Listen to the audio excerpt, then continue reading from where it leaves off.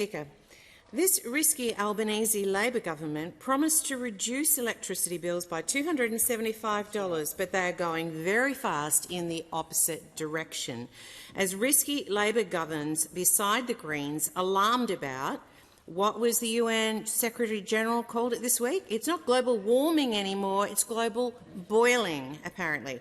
A hot summer in the Northern Hemisphere, and apparently now is global boiling. Well, I'll tell you what's boiling in the electorate of Mallee. It is not the kettle and it's not the climate. What's boiling is the anger of voters, furious that Australia has one of the highest core inflation rates among advanced economies and the highest collapse in real wages on record. Australian tempers are boiling that risky Labor is more focused on a divisive referendum and fantasising about a double dissolution election than making good on their promises on living costs. Risky Labor's energy intervention has failed. Energy bills have increased by over 28% on average, or an extra $564 per annum. Yet those opposite would lead the Australian people to believe that by the end of 2025, households will get their $270.05 saving. Well, that is if they haven't had their power disconnected because they actually cannot pay their bills.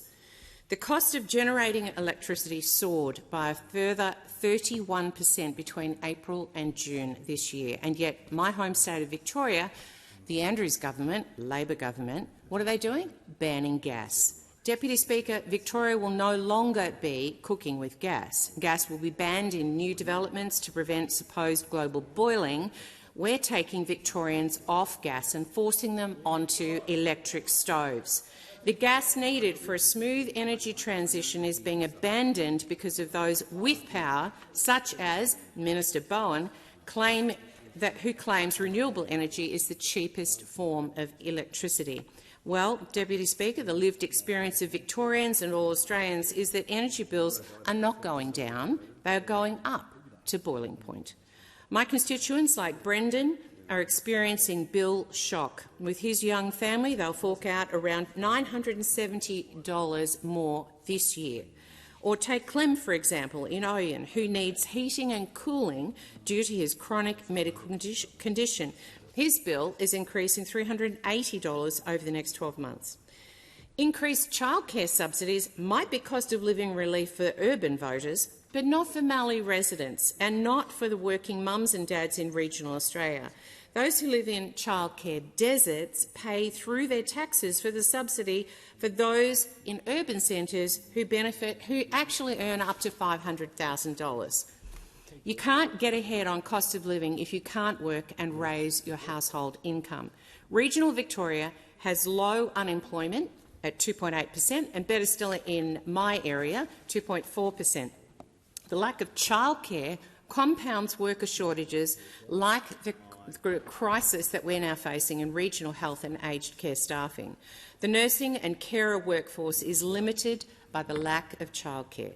Mallee's horticulture worker shortage has been in dire need in recent harvests, but risky Labor's industrial relations policy in agriculture is making it even harder to ensure food security and growth in horticulture.